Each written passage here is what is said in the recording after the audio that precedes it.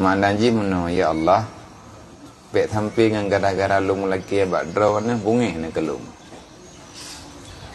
Tabai tanya hana tatao makanya nyo adab dalam tanya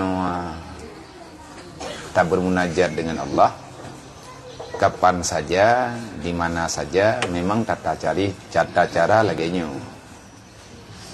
Allahumma la taj'alni bidu'aika Rabbi syakiyan. Ya Allah bek ne pejir lu ngan sebab lu mulaki bak dron bungih ne kelum.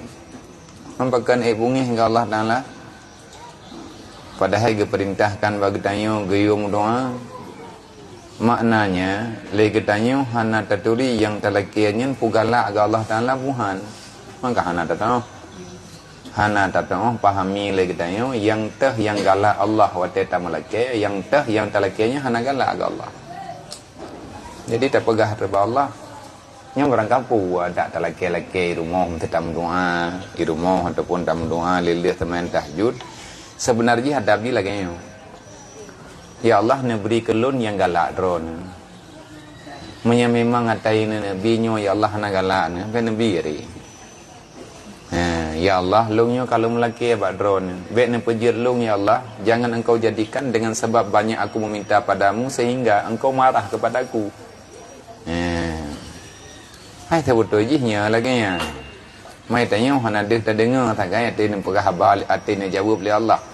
Kah tak lepo kelaki aku yang kaku biho kabah. Kemenan ke?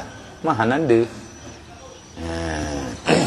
Makanya lagi tanya tak pegah.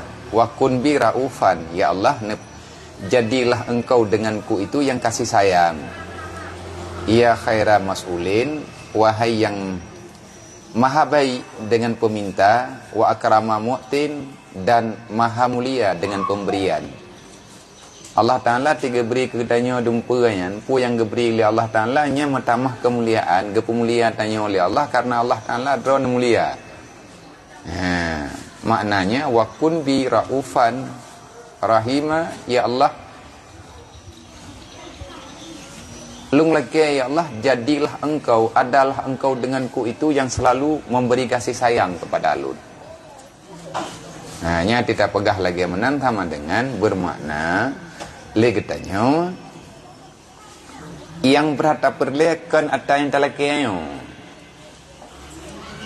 yang bit perle getanyo kan atau yang talaki putra Syed yang perle getanyo kasih sayang Allah getanyo ngane tisit. Getanya ngan mian ilake barang kapua bag tanyo hana tabi ta ilake nyan ahwate hana tabi tanyo kapan yang tak kali-kali menyanyo tabi relahi mahana tajuk tagan tawangan pulain yang lebih god kejih yang ada yang tabrinya menandakan getanya butuh sayangkan jadi ahwate tatao timang-timang karo teh nyan nasikam itanyo na kesimpulan tanyo ma tanyo ya na kesimpulan kan ana tanyo ilake ji tajuk le tanyo kesimpulan ta musyawarah ngan ya hai ataupun ya hai musyawarah ngan tanyo tajuk terkejih yang hana ilake ya andai kata tanyan hana galak ji tetap itu tak bergalak-galak tailah daya ji bergalak ya tanyan yang menyatakan lagi menan yang geken raufun rahimun gedayon na raufun na rauf na rahim